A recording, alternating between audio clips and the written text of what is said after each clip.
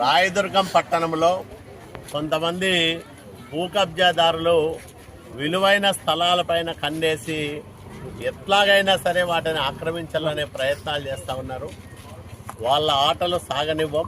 ప్రభుత్వ స్థలాలను పరిరక్షించడంతో పాటు ప్రజలకు ఉపయోగపడే విధంగా ఆ స్థలాల వినియోగానికి చర్యలు తీసుకుంటాం.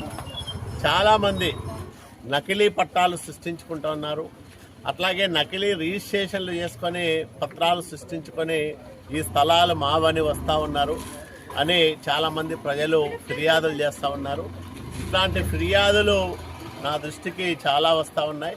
నేను ఒకటే హెచ్చరిస్తూ ఉన్నా, ఎవరైనా ప్రభుత్వ స్థలాల జోలికి వెళ్ళినా, మున్సిపాలిటీ స్థలాలను ఆక్రమించాలని చూసినా, నకిలీ పత్రాలు సృష్టించిన వాళ్ళపైన చట్టపరమైన చర్యలు కఠినంగా తీసుకోవడానికి వెనకాడబోం.